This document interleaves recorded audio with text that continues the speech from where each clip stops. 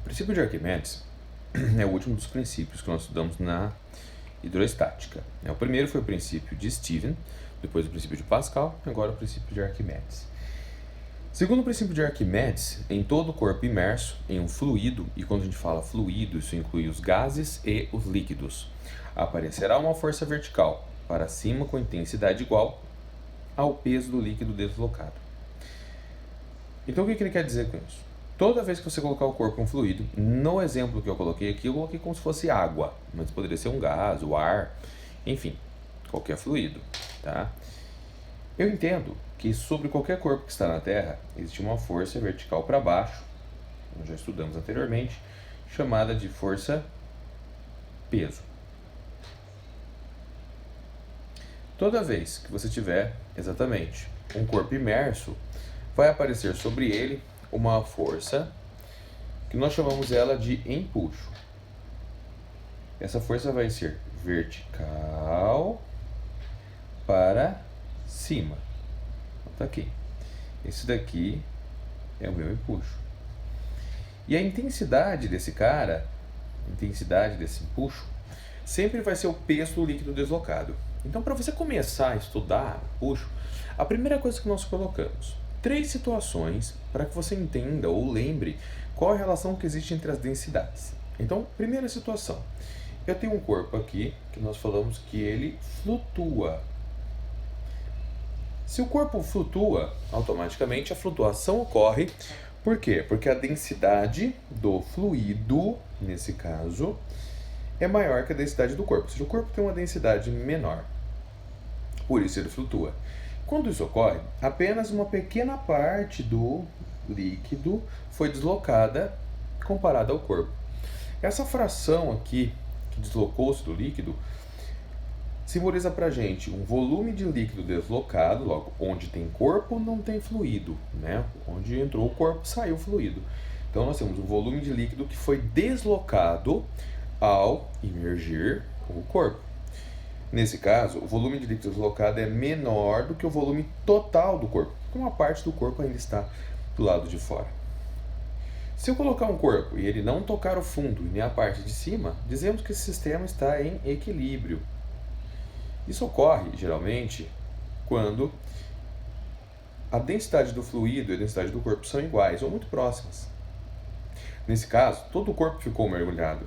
Dizemos, então, que o volume de líquido deslocado, ou seja, onde o corpo está, como eu te disse, não tem líquido, não tem fluido. Logo, o volume do corpo e o volume do líquido que foi deslocado são iguais. Agora, se por um acaso você colocou o corpo e ele afunda com uma bolinha de chumbo, né, com uma âncora, você colocou ele, afunda. Se ele afundar rapidamente, significa que a densidade desse corpo é maior que a do fluido. No entanto, a partir do momento que ele está totalmente imerso, independente dele estar numa situação de equilíbrio ou dele ter afundado, o volume do líquido deslocado e o volume do corpo serão iguais. Para você poder entender como é que funciona a força de empuxo, é muito importante entender esse início, principalmente a questão da comparação do volume dos líquidos deslocados com os volumes dos corpos. Isso é muito importante, tá? Mas por que isso, Jogor? Simples. Quando nós pensamos no empuxo, nós falamos, o empuxo nada mais é do que uma força vertical para cima que aparece nos corpos que estão imersos em fluidos. E esse empuxo ele tem uma intensidade igual ao peso do líquido que foi deslocado. Nós entendemos, então, que simplesmente o empuxo nada mais é do que a massa desse líquido ou desse fluido, né, que foi deslocado vezes a aceleração da gravidade. Se lembrarmos da relação base de densidade, nós tínhamos simplesmente que densidade era a massa pelo volume. Multiplicando em cruz, isolando a massa conforme minha necessidade, eu posso afirmar que a massa é a densidade vezes o volume. E dessa forma, podemos dizer que o empuxo nada mais é do que a densidade do líquido ou do fluido que foi deslocado vezes o volume, tá, desse líquido que foi deslocado, vou chamar só de LD agora com KB, vezes a gravidade. Ou simplesmente vai aparecer para você que empuxo é densidade, volume e gravidade. Costumamos brincar usando a frasezinha empuxa devagar, porque ele é um movimento lento, né? Se o corpo ficar parado, ele não tem volume do líquido deslocado. Entenda, não é o que ele deslocou, mas o que ele está deslocando. É isso que importa. Então, se ele ficar parado com o tempo, o empuxo zero, ele tem que se movimentar. E ao se movimentar, ele desloca um líquido que gera o volume do líquido deslocado. Por isso que é comum de colocar aqui a densidade do fluido ou do líquido, volume do líquido deslocado. Colocamos muito líquido porque geralmente se usa nos líquidos. No entanto, nós entendemos que pode aparecer em qualquer fluido. Unidades que nós utilizamos no sistema aqui internacional. Como o empuxo é devagar, nós usamos as seguintes unidades no sistema internacional. Primeiro deles, nós entendemos que empuxo é uma força e toda força tem que ser dada em newtons. Então está aqui, ela está em newton. Densidade. No sistema internacional, nós utilizamos muito o famoso quilogramas por metro cúbico. O volume, em geral, é em metro cúbico. E a gravidade em metros por segundo ao quadrado. Eu peço que tome cuidado, sempre preste muita atenção. Como vamos usar a relação da gravidade, ela sempre vem em metros por segundo ao quadrado, em geral você vai ter que transformar em sistema internacional. Hoje, as maiores pegadinhas que existem são nas unidades. Então, o que é importante você lembrar aqui? Nós já até falamos em aulas anteriores, tá? Mas é importante lembrar. Primeiro, a relação que existe entre as unidades. Uma unidade muito utilizada é o famoso grama por centímetro cúbico. E aí nós temos que passar isso daqui para quilogramas por metro cúbico. É o mais comum. O que eu faço então? Então, eu tenho que lembrar que para passar gramas por centímetro cúbico para quilogramos por metro cúbico, eu vou multiplicar por 10 a terceira. Tá? Então, essa relação é muito importante. Escrevemos o ao contrário para que conste, mas a importância já não é a mesma. Porque como nós trabalhamos em um sistema internacional, tá? Nós temos mais a necessidade de passar para o sistema internacional. Mas é só fazer o inverso, né? Conserva o número que eu estou usando e coloco aqui de quilogramas por metro cúbico. Veja que é uma unidade composta. Para gramas por centímetro cúbico, eu multiplico por 10 a menos 3. A mesma coisa, eu tenho que tomar muito cuidado com as relações que podem aparecer para mim no volume, né? No volume, nós temos que ter algumas noções.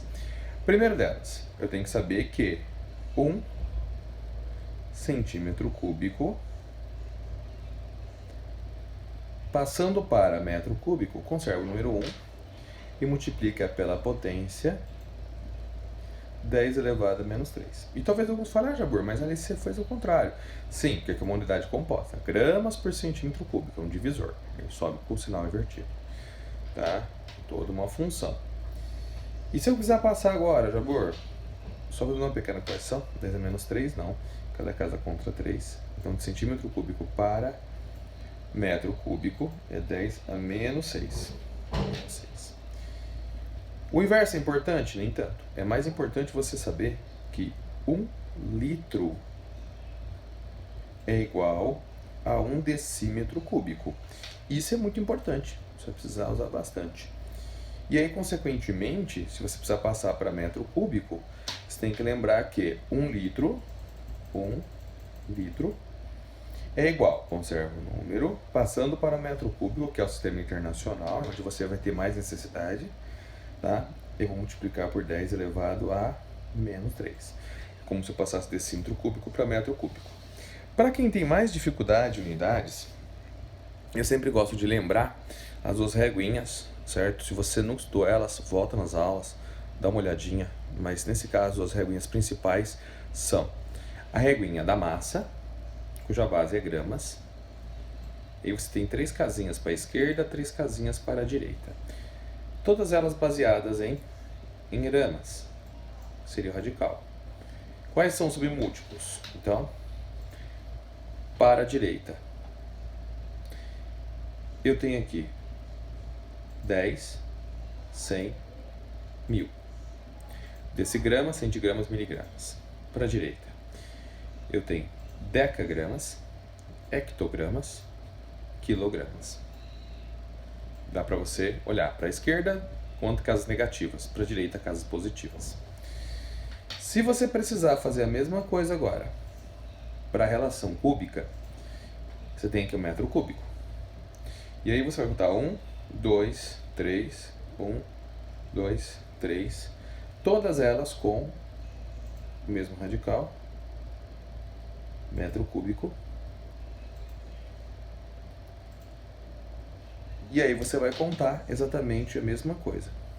Nesse caso, para a direita, 10, 100, 1000. Decímetro cúbico, centímetro cúbico, milímetro cúbico. Para a esquerda, deca, hecto, quilo. Decâmetro cúbico, hectômetro cúbico, quilômetro cúbico. Lembrando sempre que litro está exatamente aqui. E que cada casa que você contar aqui, conta 3, porque a potência é 3. Então, se eu contar para a esquerda, menos 3, menos 6, menos 9. 3, 6, 9. Nesse caso agora, ó, se eu estava em decímetro cúbico, quando eu precisei passar litro, decímetro cúbico, para metro cúbico, eu andei uma casa para a esquerda. Como cada casa conta 3, e para a esquerda é negativo, contei 3 para a esquerda, 10 a menos 3. Quando eu passei centímetro cúbico para metro cúbico, ó, eu andei uma casa, duas casas para a esquerda. Então, 3, 6 negativo, menos 3, menos 6, igual está aqui, certo? Para poder fazer a questão da densidade, tem que fazer a combinação das duas no numerador e no denominador da fração, para poder fazer esse trabalho corretamente. Galera, essa é a base que nós temos exatamente do empuxo, tá? Na sequência, eu vou mostrar para você um negócio chamado peso aparente, que é para você entender a aplicação do empuxo.